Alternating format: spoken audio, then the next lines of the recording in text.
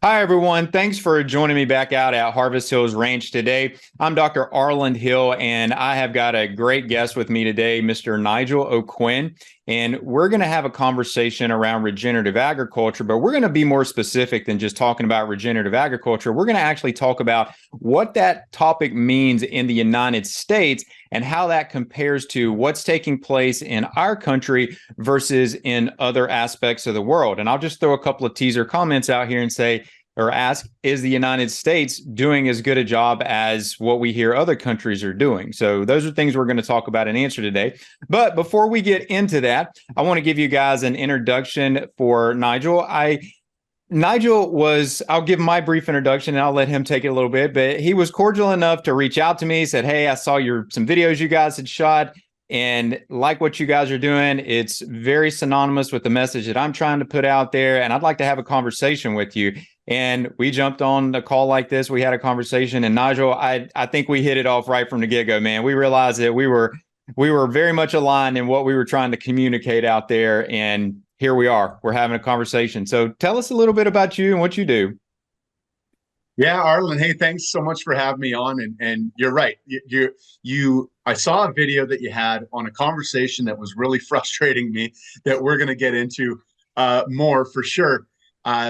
But you were kind of an original. I have a lot of conversations with regenerative farmers, but I've never had a conversation with a regenerative farmer that also knows the nutritional side of things. So it was one of those, I saw that, I had to reach out and say, hey, so it was really cool. And sure enough, we had our little call there and we hit it off in a hurry because we see eye to eye on quite a few different things. So, but yeah, Arlen, to give you a little bit more of a backstory, I'm a wannabe regenerative farmer. So the closest thing that I can do is hang out with a bunch of really cool regenerative farmers in hopes of one day having my own land to be able to do that. But the reason why I reach out and the reason why I work with a lot of regenerative farmers is my company, we do glandular. So we do beef organs.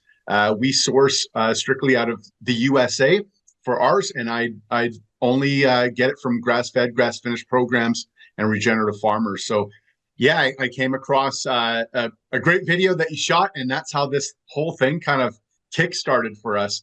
And my company really just started from the need, the necessity of having more nutrient-dense foods in my family's life as we were starting to plan to build a family, and my wife was not going to be having a lot of the.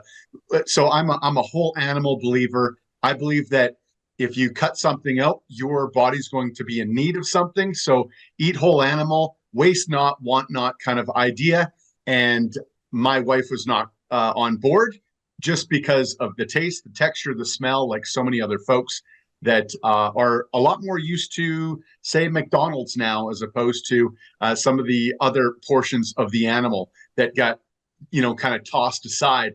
But these are nutrient dense portions. I wanted to make sure that my wife was fully equipped for starting a very important chapter in her life, which was, and for me, the most important, which is having a child. So there we were. I had to get that in, and that's where we started encapsulating, making it into a supplement form, so it was easy for her to get into her diet. So there we go. A little bit long-winded. Sorry, Arlen, but there's kind of my side of it there. A quick rundown. No, that's great, Nigel. I appreciate the intro on that and telling us a little bit about this. And I think it's important for individuals to understand, I'm on the producer side. You're not a producer, but you're very, very much involved in regenerative agriculture. You have to have conversations by the nature of the work that you do. You have to have conversations and understanding with the guys like me that are out there in the field doing this type of work, right? And so, and I think this is sometimes what gets a bit overlooked is that it takes guys in the middle like you to carry the message and to help in joining the producer and the consumer so we can get everybody on the same page. So it does take multiple steps, right? We do have to have different roles in this process.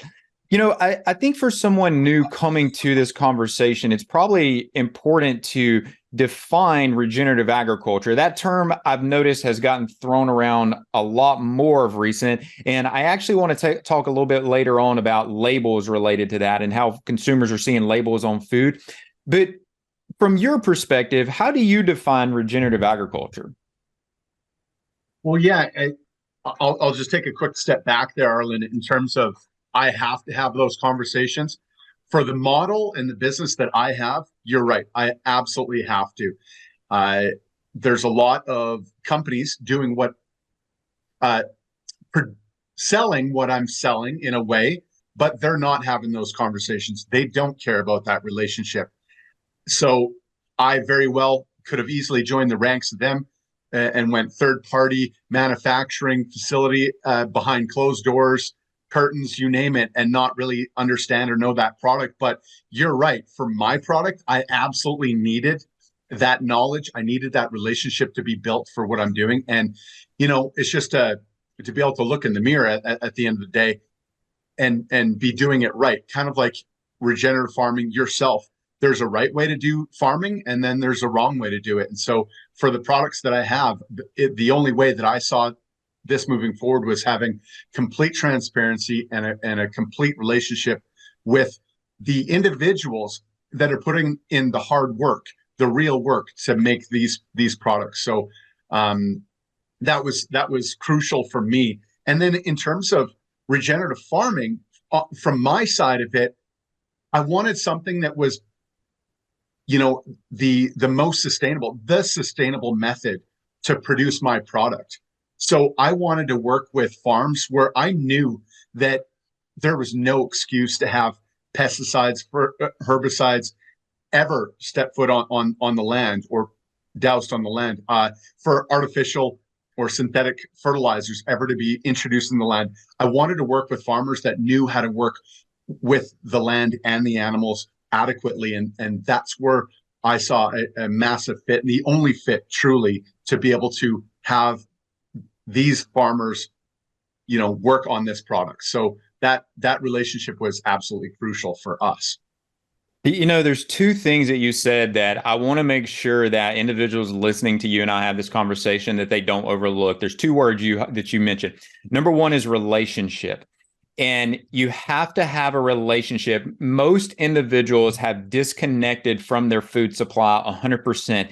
Their ideology of being connected to the food supply is I go to a local restaurant or I go to the grocery store. But the reality is that you don't know anything about the chain of supply, how that product actually reached that shelf, how it was produced. You don't know anything about that product. So, in terms of how I look at relationships, I always ask our customers, look, ask us questions. Tell me what you're looking for. We have an ongoing, we put out content just like this so we can be transparent. The next term I'm going to come to, but you need the relationship, right? And so you have done such a good job of forging those relationships with the farmers that are supplying you, with the ranchers that are supplying you, so that then the consumer can in turn have a relationship that they can trust and put faith in with you directly and with your company, right? And so that whole relationship ideology needs to be reinfused back into the food supply as a whole. The other thing is transparency. Transparency is just a miss in the food supply world. There really is no transparency anymore on any level until you start talking to, again, the local producer and you actually shake their hand, know what they're doing, see how they're, in your case, how you're running your company, who you're interacting with. When you have that level of transparency, that's what the consumer should be asking for and should be trusting in. And that's ultimately, since day one, that was what Leah and I said, hey, this is what Harvest Hills Ranch is going to be built around. We see that there's such a lack of that. We're going to be transparent. We're going to let people see the reality of how this process plays out. And that was something that struck a chord with me when you and I had our initial conversation, is that you're doing the same thing in your company. You're being transparent about where these products are coming from. You're talking about who you're sourcing these from in the U.S. And that's an important thing that individuals shouldn't overlook. Yeah, you're so on it, Arlen. And that's you asked me when we were chatting before, how do you develop those relationships? And I love that question because it's just so old school. It is just as simple as it should be, which is meeting the individual, shaking their hand.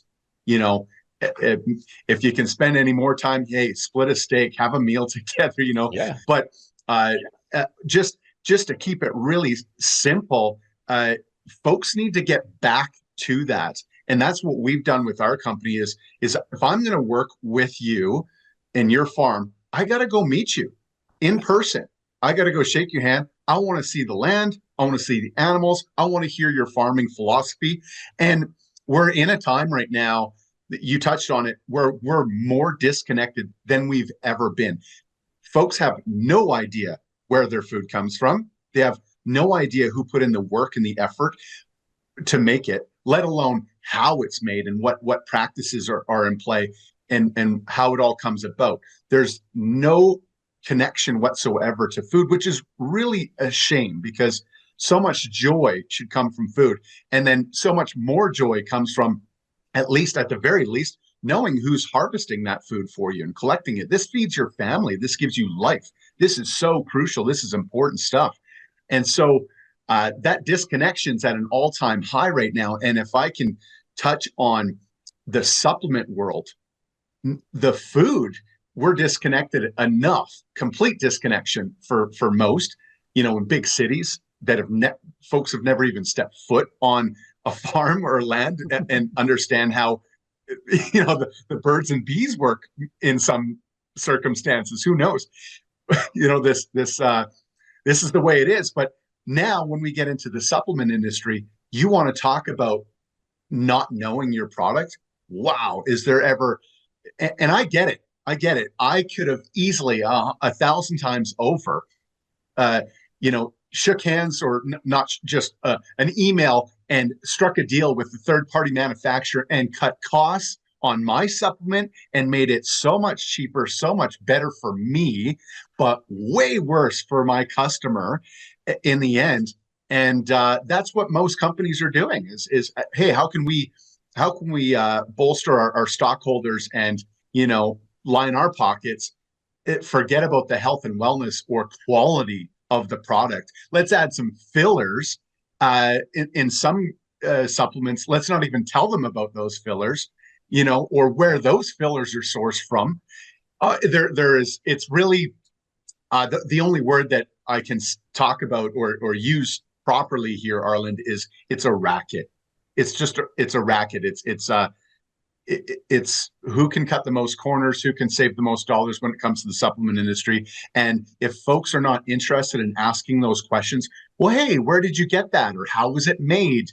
If those basic questions, then you'll never know. And you'll be getting I guarantee you, a very subpar product online if you don't ask those questions, or if you don't care about those things. And you should care about those things with your supplement. You should care about those things from your food. And you know what, if you engage with your farmer, that farmer, I guarantee you, is going to be excited to give you those answers and show you what's going on. Because especially when it comes to regenerative farming, Arland, correct me if I'm wrong, there's a lot of pride. There's a lot of pride when it comes to that work in doing a job well done, which is something that's kind of been tossed out the window of the past decade, is a job well done. So, yeah. Yeah, I'll speak to that very quickly here, Nigel. And it's just, it's not just a job or a way we do things. It's a lifestyle, right? It's part of who we are. It's part of our ethics, and we think that morally we're doing things the right way, and so we're proud of that. We want to promote that, and so yeah, absolutely. To what you're saying there is that it does mean everything to the people that are practicing this style of agriculture and the product that they're producing. They don't want to put an inferior product out there. This is one of the things that I think is important in the topic of regenerative agriculture. And this is probably a topic that's hard for even many producers to understand, but it's that you may not yield as much total volume in sellable product as you do under a conventional model, but the number of inputs that you have to put in, the number of sacrifices that you have to put in are significantly less in a regenerative model. So you actually end up producing less, but you're a more profitable farm. You have a better lifestyle as a producer. You have a better mindset as a producer, and that all carries forward into the product that you're producing and how what you share with the families that are buying from you, ultimately what they're purchasing from you. Exactly. Yeah. And That's the same for my product. Is the only way for this to move forward for me is to work with farmers that know and understand that and have that level of care and that detail to what's happening on their lands. So, Nigel, let's talk about something that I think you and I bonded around, this one topic, which was, and I'm just going to ask you, are other countries better at regenerative agriculture than the United States? Arland, this one fires me up, man. It drives me a little bit crazy. So, uh, how many years has it been now? This is a wild thing. It's one of those that you just can't believe it's happening, but it really is. Um, it seems like every country, and there's a few that really stand out. New Zealand, Argentina. I'll say it, for whatever reason. I don't know the story behind it or the reason for it, but there's this. It's an ideology, essentially, this idea that they're the only ones in the world that can possibly raise cattle the right way, that can do perfect grass-fed, grass-finished regenerative farming. They're the only ones, Arland. No one else in the world can do it. Right. And that idea just drives me absolutely crazy, especially with the work that I do. And I go and I meet farmers like yourself, Arland. I shake your hand and I get to see the work in action. Unbelievable that governments, countries are undercutting their farmers by not shouting from the rooftops that this work is being done. And I feel like we have to take it upon ourselves to do that and spread that message, because everyone else is acting like it can't be done. So for my company, I have a Canadian business and I have an American business. For my Canadian business, I source and support Canadian farmers only. For my US business, I support and source strictly from US farmers doing it only. And the US and Canadian farmers that I visited, nobody does it better. Nobody does it better. And yeah, for this idea to be just kind of shouted from the rooftops on their end that only good cows and good farming practices come out of those countries is absolutely crazy. And it drives me crazy that's going on. Yeah, I got on a soapbox about this that the day you and I had our first conversation, just because I'm like you, it just drives me out of my mind when I hear this stuff. And just from a historical perspective, if you look at where the origins, as we now think about modern regenerative agriculture, a lot of this actually originated in Africa, and the observations of what were taking place in the plains of Africa. And they were seeing how when these migratory herds, when they would change their patterns, the land would become more destructive. But when they could maintain their natural migratory patterns, the land had this regenerative aspect to it. It just continued to evolve and more over time. But again, the point being is that was in Africa, and we don't hear anything about Africa as a landscape for regeneration anymore. It all seems to be focused towards New Zealand a lot, and then probably secondarily there, Australia. And I want everyone listening to this to understand that we have nothing against Australia or New Zealand, but you know what? We live in North America, and we want to wave the flag of North America for the US, for Canada, and even in northern Mexico, there's some regenerative farms down there that are doing a great job.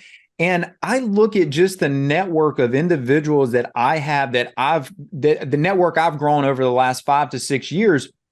And these guys are doing phenomenal work.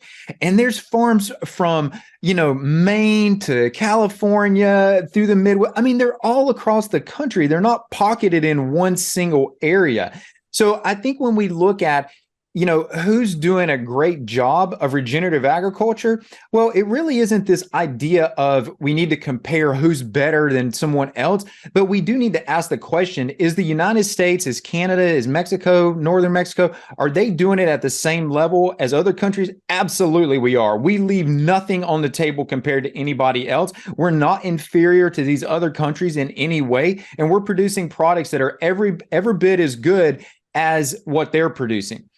And I think just to the point of what you and I really probably got so, aligned about and what was driving us crazy is that we hear it constantly promoted to the consumer that, especially in a line of work like yours, when it comes to glandulars, that you have to source those products out of New Zealand. These are only regenerative farms, and same thing in Australia.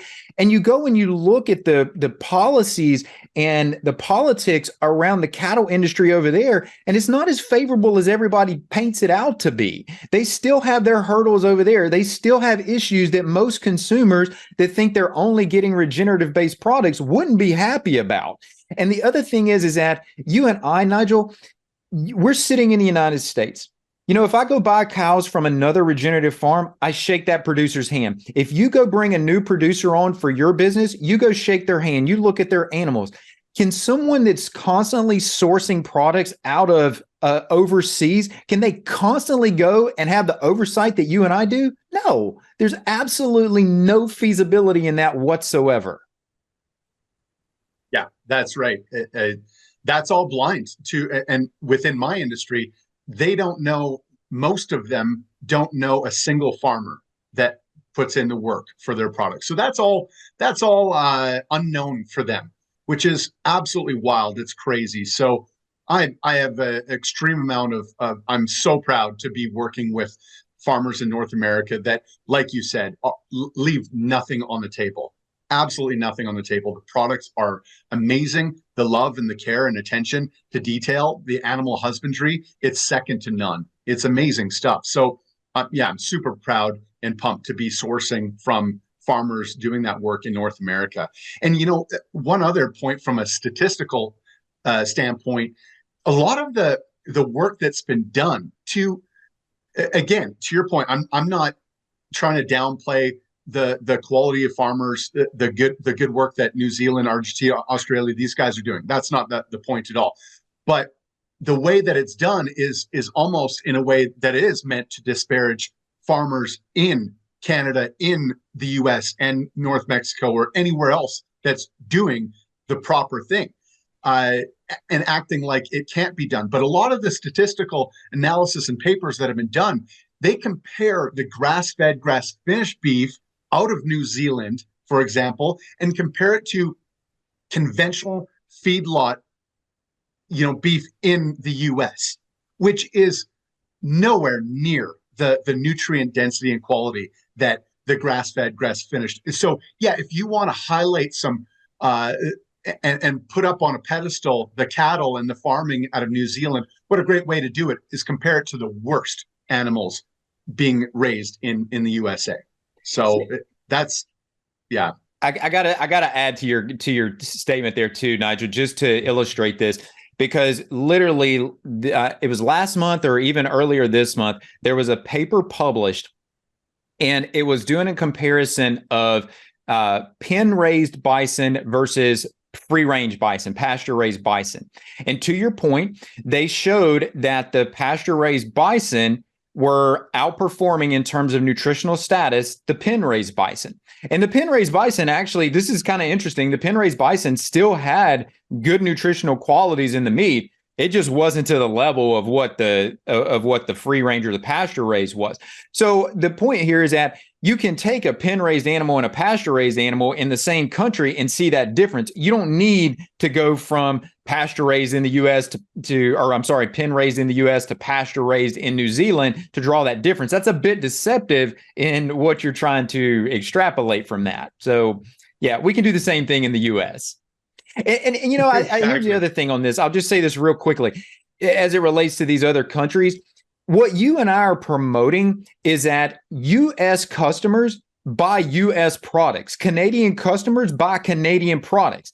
We're advocating the same thing in these other countries. New Zealanders buy New Zealand-based products. Australians buy Australian-based products. Support your local infrastructure of agriculture, because otherwise you're just potentially deteriorating. You're taking dollars elsewhere that need to be reinfused back into your own agricultural environment. Exactly. It's really wild on that, Arland. This is hopefully this isn't a boring story by any means, but I was getting an oil change and I saw this old photo that they had saved from a newspaper clipping in the early 1900s, and it was trying to teach, going back to this idea: buy where your town is. Don't go to other towns and buy over there and support them, because then your town will no longer exist.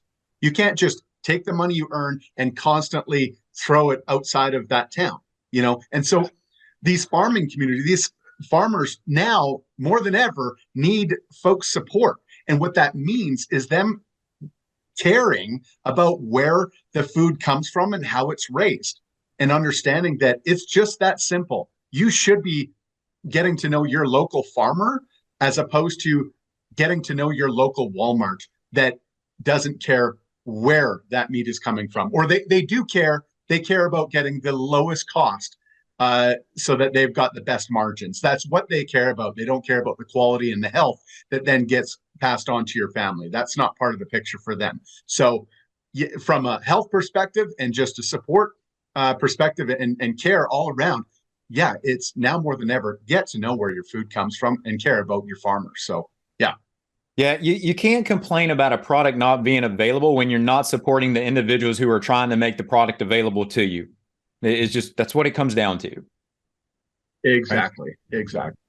So, Nigel, the regenerative agriculture terminology, I'm a little bit leery of it. And let me explain this.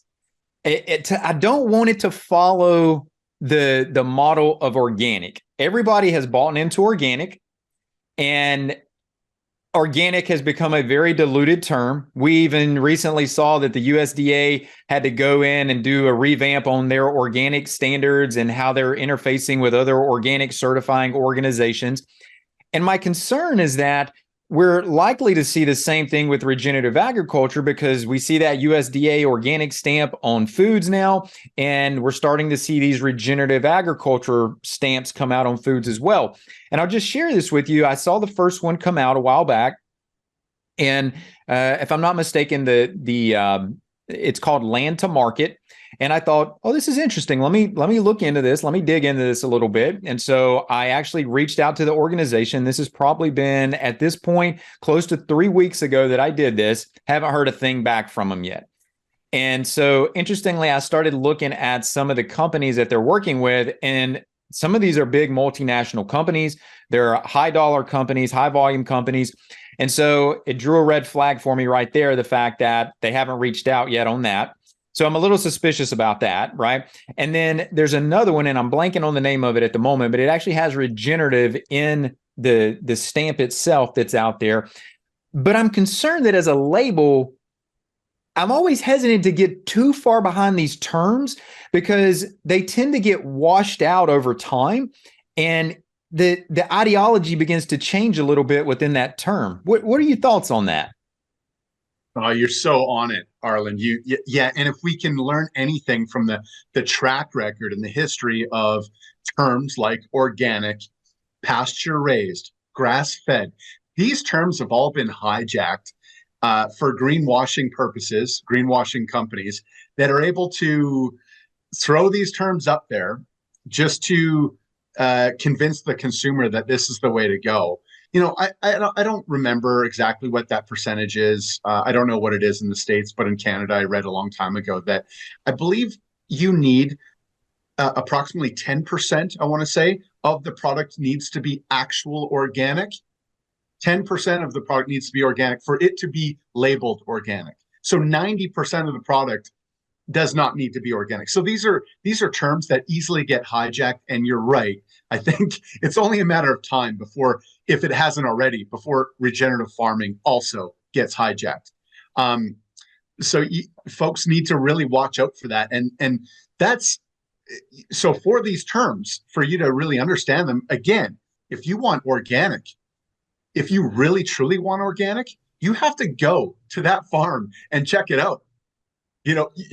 There's no other way of knowing 100% certainty that it's organic unless you know who's making it, where it's coming from, and are they actually practicing that way. So for our product, yeah, we've run into that lots, Arland, where folks ask that, oh, is it organic? And I proudly say, no, it's we're not organic Yeah. because we also proudly work with farmers that don't care about that useless label. They care about what's actual natural feed for these animals, right?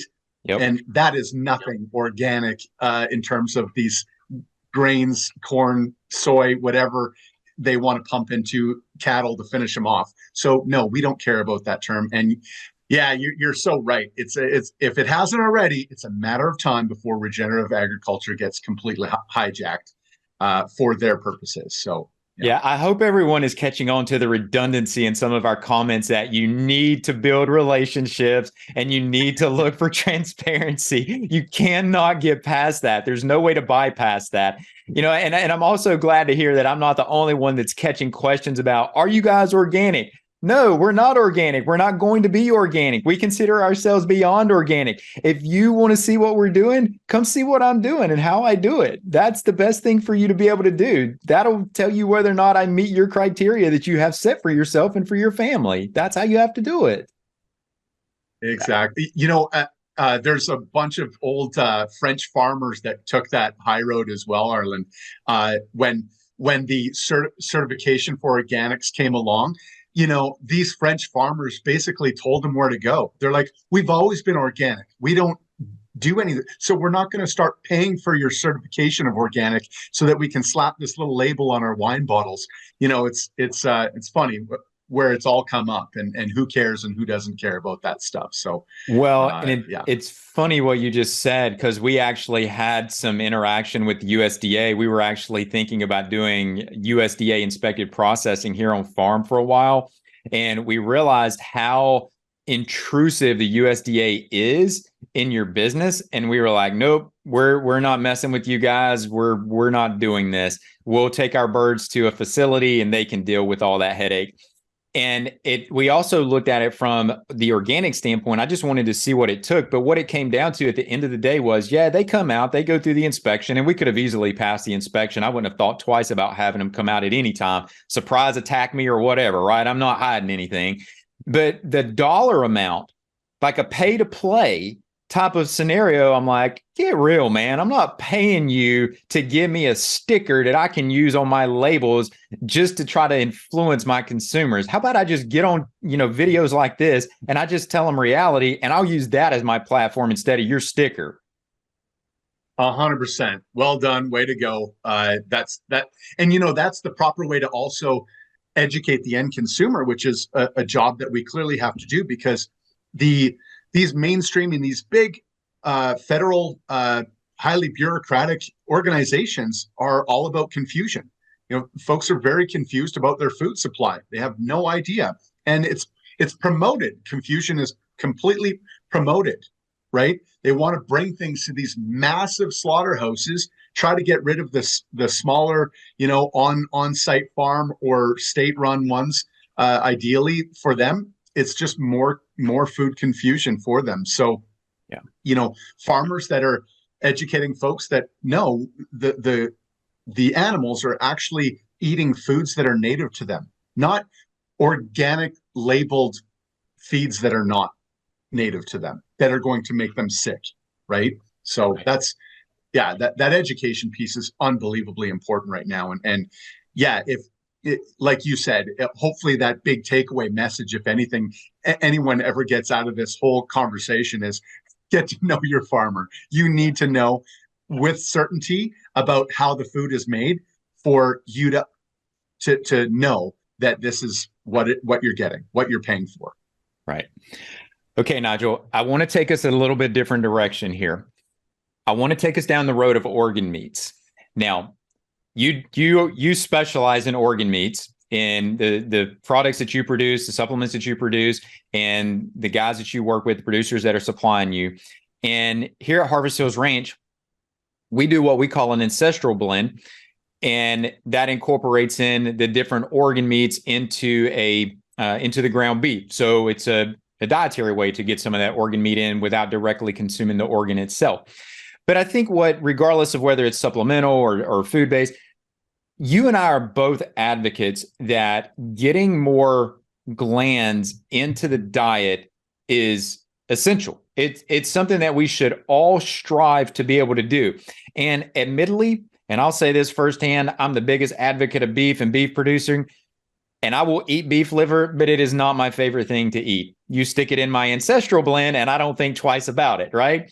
And so that's where the supplemental piece comes in too, right? I mean, some folks just don't want to eat those glands, but they recognize the value in them. And so you've developed a source where they can be able to still ingest that, gain all the health related value associated with it, and still meet their end goals. So let's talk a little bit about these organ meats, and let's talk a little bit more about what their real value is and why consumers should be interested in these. Yeah, well, hey, two thumbs up on the ancestral blend. That's a great way to get the organ meats included in there. Yeah, and then we do the desiccated organs. It's so important to get these foods in. We are animals, and we're one of the only animals now that turn our nose up at organ meats and act like we're above and beyond those. And Arland, don't get me wrong. I'm going to go for that sizzling ribeye or T-bone steak 100% of the time over the sizzling liver. Let's, but at the end of the day, our palates have changed drastically.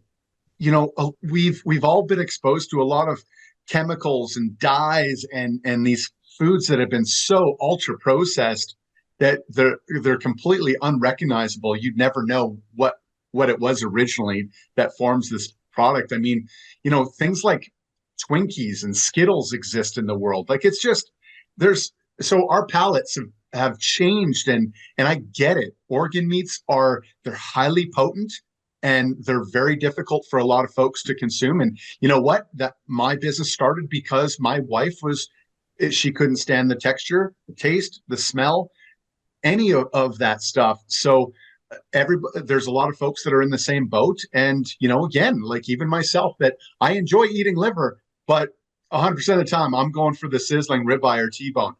But they're so important to get into our diets. And again, like I said, we're one of the only animals that have turned our noses up at it. But I firmly believe that if you, in that saying, waste not, want not, we're throwing a good portion of the animal away as if it has no value.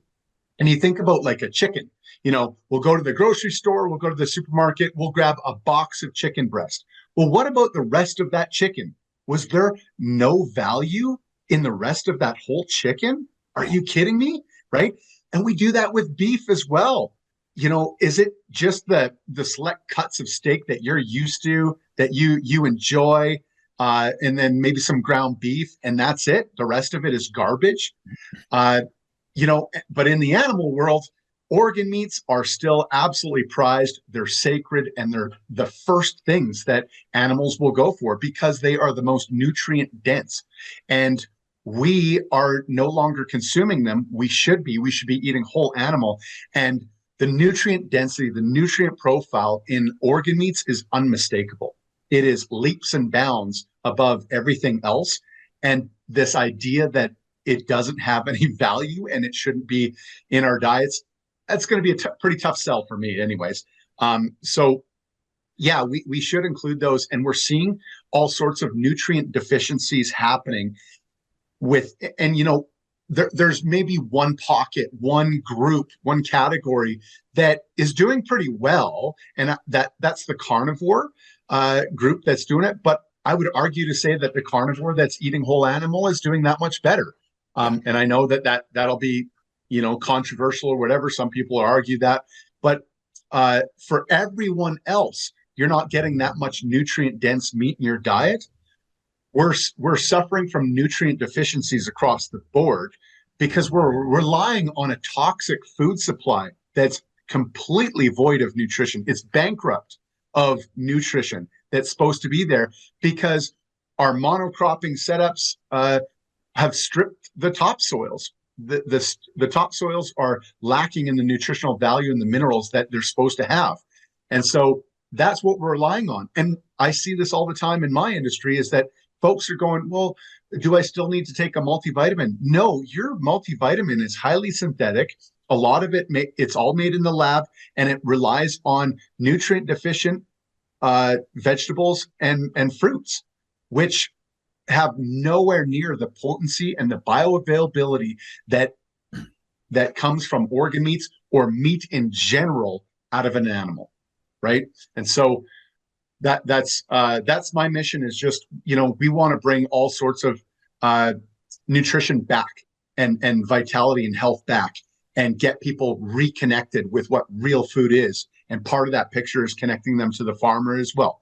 But we're seeing all sorts of great outcomes, and I love the unsolicited testimonials of folks saying, "Hey, we're pregnant now because fertility and hormone production is through the roof finally." Because isn't that crazy? Real food works. Your body is craving it. It needs it. And when you start introducing real food, it knows exactly what to do with it. So that's where organ meats come in. There's value, and I believe that we should stop wasting it. So whether you're getting it in a brilliant ancestral blend where you guys are blending it in with ground beef, so it's a lot more palatable, but it's there, it's so great.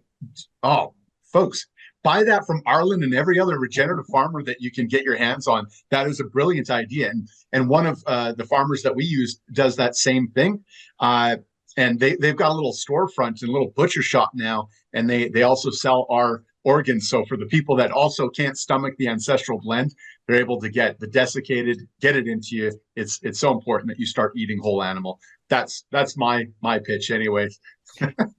Oh my goodness, Nigel, my head is spinning with so many comments from what you just said that I hope I can succinctly find a way to put these all together. So I want to add some real world experience to one of the comments you made about the micronutrient deficiencies. And, to those that perceive this as being a bit techie, that's not my intention with what I'm getting ready to say. But for the last 20 years, I've been looking at lymphocyte proliferation assays to be able to determine nutrient status for my patient population. And I literally have looked at hundreds of these over the last 20 years now, from my own practice, from other practices, a lot of them is the point. And I would venture to say, just as an average, and this is looking at 34 different nutrients that we can assess through this test, I would say that it is probably average for that average individual to have 8 to 10 deficiencies of those 34, right? So you're looking at pretty close to 25% to 33% of the nutrients that we can assess. Most individuals in the population are going to be deficient in some combination of those, right? So it's not that when you say that there are nutrient deficiencies that are a byproduct of lack of nutritional intake in the diet, that is not just hyperbole. That is actually the reality of what is taking place out there. And I think the other question that individuals have to ask themselves is, when it comes to making choices about whether I want to include an organ meat into my diet and I want that nutrient-rich source, do you want to just be adequate, or do you want to be optimal with your health? If you only care about being adequate, then hey, stick with the status quo. But if you want to be optimal, and for individuals, I would venture to say that probably a lot of individuals that are going to listen to this, Nigel, are just like you and I. They're very driven individuals. Being adequate is not an option, and they want optimal. Optimal is our lifestyle, right?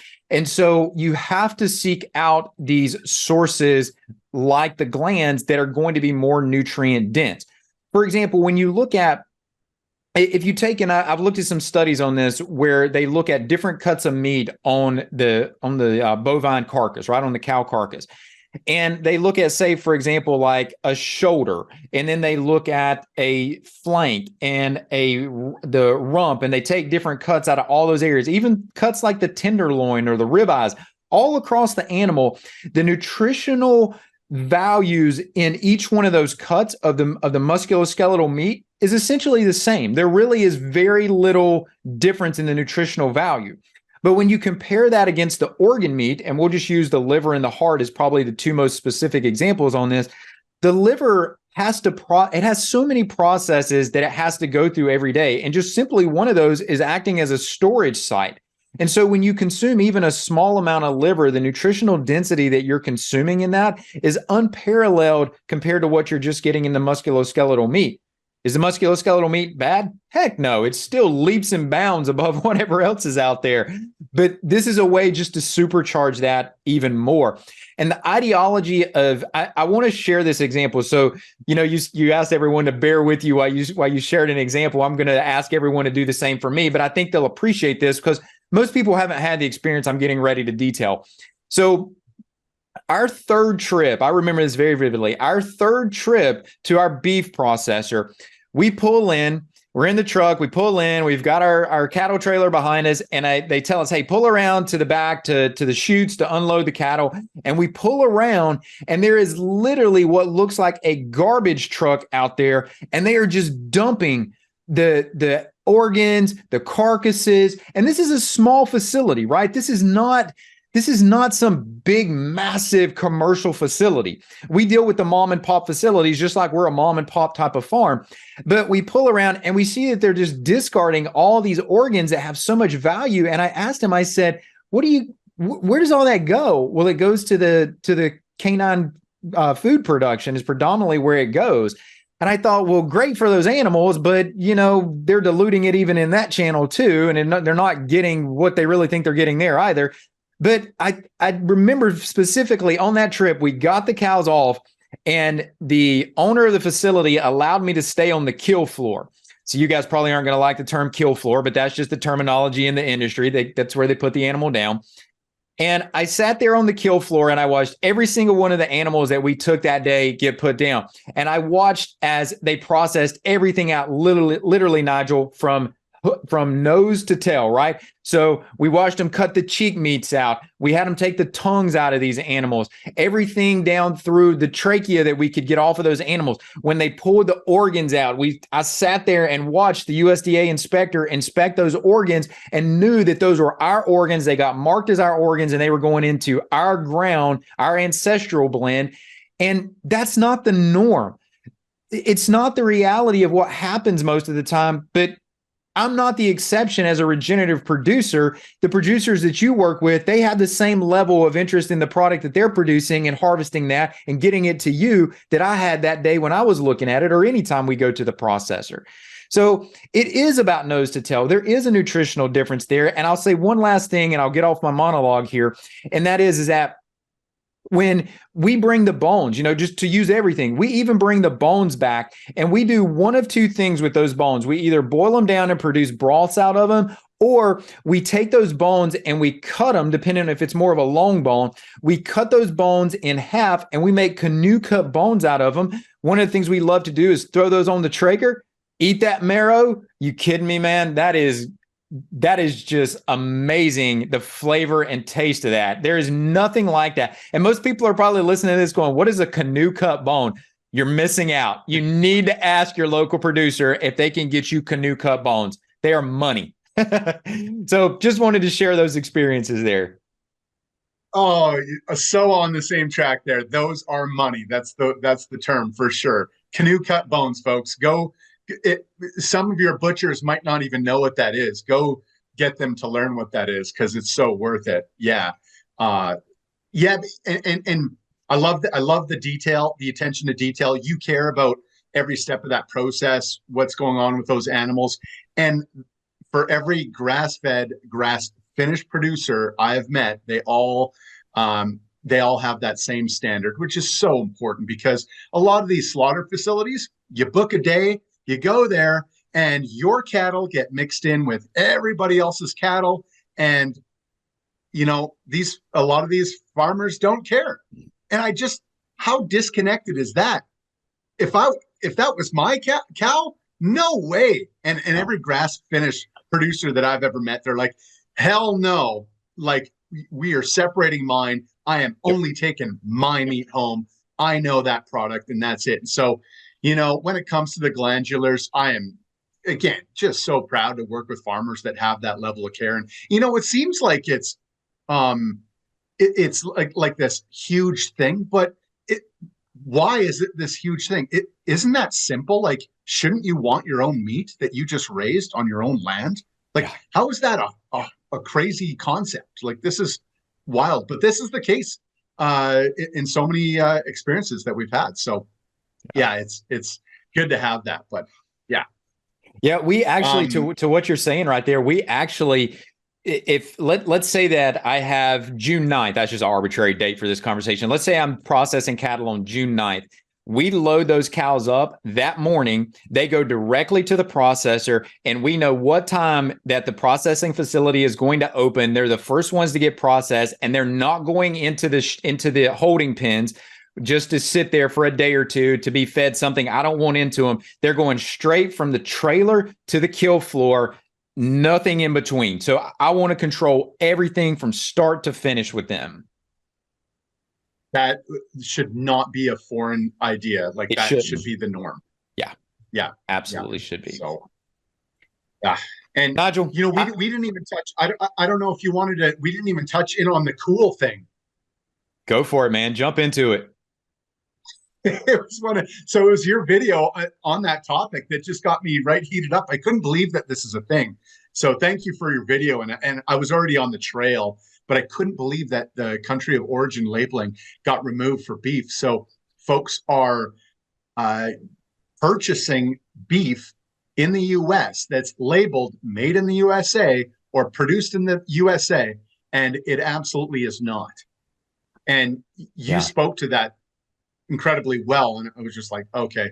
And that was maybe one of the tipping points, Arland, of where I was like, I got to reach out to this guy. This is crazy to me. I can't believe that this is a thing. So there's even more confusion and kind of closed doors on your meat source. You don't actually even get to know. You think that you're buying a USA product, and you're not. You're supporting what is it? I don't know. Maybe I'm out to lunch here. 75, 80% of it is imported. I don't know. Yeah, the actual poundage number is, and this was a 2021 statistic, and this is actually from the USDA. So this is not Nigel and Arland just sitting here kicking out some numbers, right? This is actually, you can go back and look this up. But it was 3.35 billion pounds of beef coming to the U.S.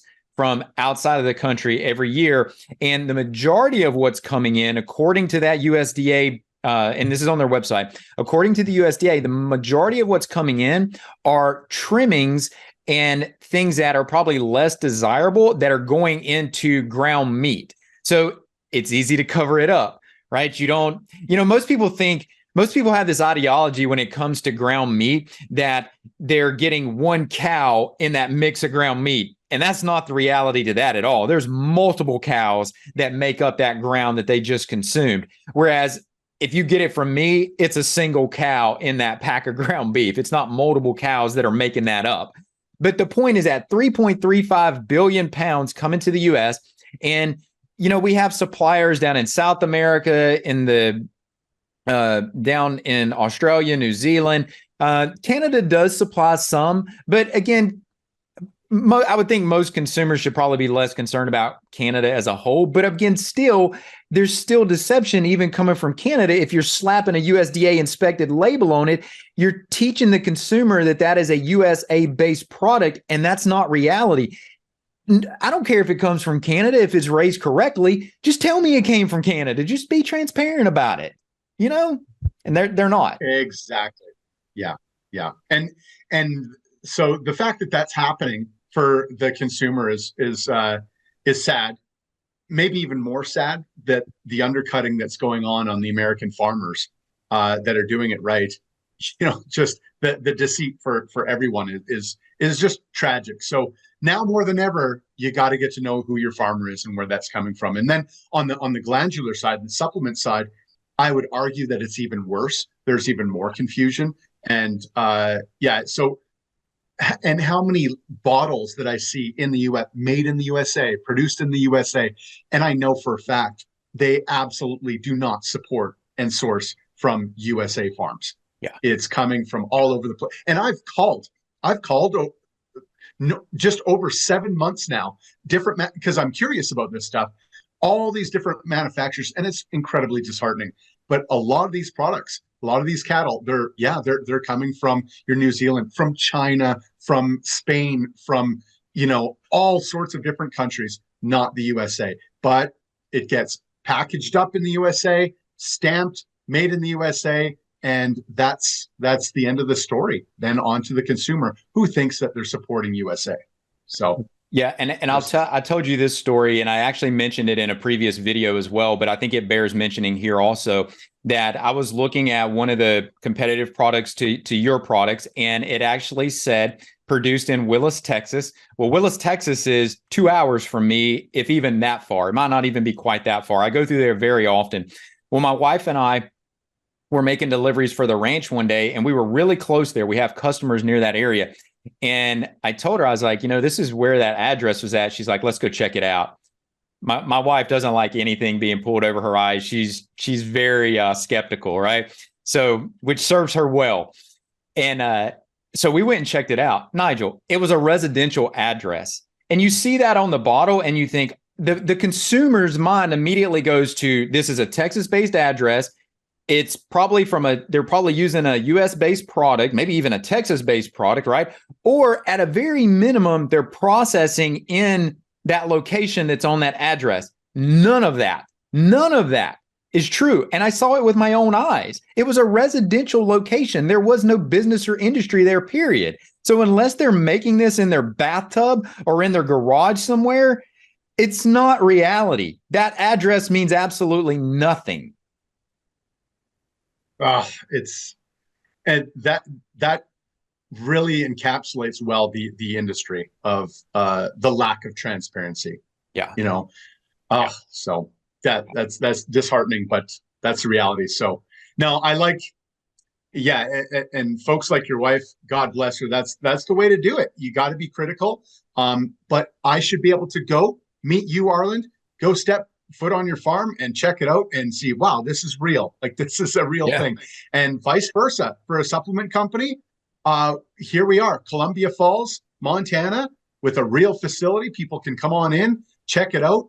No closed doors or curtains. Come see. We get our products direct from the farmers, frozen, and then we get to work. We do every single step. There's nothing added, nothing that we're ashamed to show you. Come see every single one of our methods. We'll release everything. And that's the way it should be, whether it's farm or supplement, in my opinion. So, yeah. Nigel, tell us, where can individuals find more information about you, about the products? Where can they find that at? Yeah, so we're depending on when you're listening and watching this, folks, bear with us right now. Our website is it's a good 10 years behind, so we're working on that. But you can check us out at higherhealths.com. So that's higherhealths with an S.com. And then on social media, you'll also see that we do high quality organ meats, really low quality social media, as I told you before, Arland. So you'll see our HH Foods USA. You see where our priorities lie. HH Foods USA. And then in Canada, it's HH Sups. So you can find us there. And then, if your listeners, watchers want to get to me personally, Nigel at higherhealths.com, shoot me an email, ask any questions you want, whatever it is. So, and then, we're lagging in the YouTube, but I hear YouTube's a great way to get in front of people. So we're doing Higher Health Foods as our YouTube as well. So nice. Nice. We're trying to catch up here. Yeah. Man, I love your priority organization, right? You prioritize the things that are most important with the product that you're producing. So commend you on that, man. Nigel, it has been an absolute pleasure to sit down this morning and have this conversation. And I hope that everyone has found this valuable. I know that they have. There's so much that I know when you and I decided we wanted to do this, we thought this is information that most people don't know about. We got to put this out there, and we're just going to get on this platform and we're just going to talk freely and we're going to say what people need to hear. And I appreciate you for doing that with me this morning. So hopefully we'll have an opportunity to have another conversation in the future. I'm sure that's going to be coming. So you guys can look out for that. So any final words, Nigel? We'll have to though, Arland. Yeah, what a pleasure. Thanks for having me on. It's always so healthy and great to speak with a like-minded individual that puts as much passion as you do in your work. So I appreciate it. Thank you. Yeah, appreciate that. Appreciate that, Nigel. Well, hey, everyone. Thanks for joining us today. If you want to know more about Harvest Hills Ranch and what we do, you can go to harvesthillsranch.com and you'll find out all about what we do there and how we produce food with uncompromising principles. And until next time, guys, we'll see you soon. Take care, everyone.